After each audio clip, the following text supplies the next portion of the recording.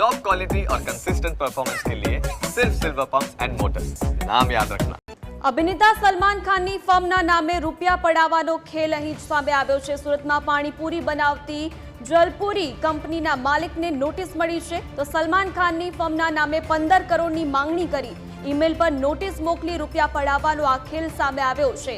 Instagram પર અભિનેતાના ફોટાનો ઉપયોગ કરી જાહેરાત પણ આપી હતી।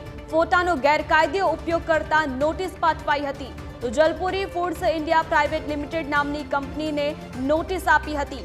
કંપનીએ તપાસ કરતા આવી કોઈ ફર્મ ન હોવાનો ખુલાસો થયો છે। કંપનીના માલિકે સાયબર સેલમાં ફરિયાદ નોંધાવી આરોપીને ઝડપી પાડવા પોલીસે તપાસ હાથ ધરી। 30 માર્ચ 2024ના રોજ ઈમેલથી એસઆર એસોસિએશન સિએટ મોકલી હતી નોટિસ। અભિનેતા સલમાન ખાનના નામથી નોટિસ મોકલવામાં આવી। વધુ વિગતો સાથે સંવાદદાતા અમિત જોડાયા છે। અમિત, શું વધુ જાણકારી? જે ચોક્કસથી સુરતમાં સલમાન ખાનની આજે ખોટી ફર્મ ઊભી કરીને 15 કરોડ રૂપિયાની માંગણી એક કંપની પાસેથી કરાઈ હોવાની ઘટના સામે આવી છે।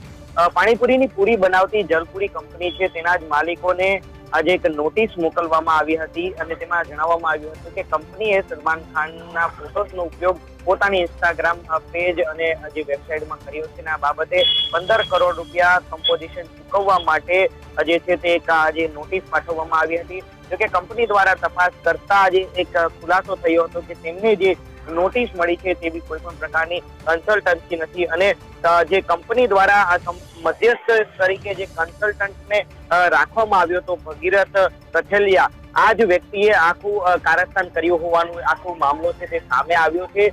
ભગીરથે જે સમગ્ર મામલે વચ્ચે પડી તેના મિત્ર દિનેશ રાવ સાથે વાતચીત કરાવી જે સલમાન ખાનની કંપની સાથે જે છે સેટિંગ કરાવવાનું જણાવ્યું હતું અને 4 કરોડની રકમ અપાવી 1.5 કરોડમાં સમાધાનની વાત કરી હતી। જોકે આ સમગ્ર મામલે કંપનીને આ બાબતની ભનક લાગી જતા જે કે નોટિસ ખોટી હોવાનું સામે આવતા તેમને આ બાબતે સાયબર સેલમાં ફરિયાદ નોંધાવી છે અને પોલીસ દ્વારા સમગ્ર મામલે જવાબદારો સામે કાર્યવાહી જે કરવાની તજવીજ પણ હાથ ધરવામાં આવી છે। જે અમિત, જાણકારી બદલ આપનો આભાર।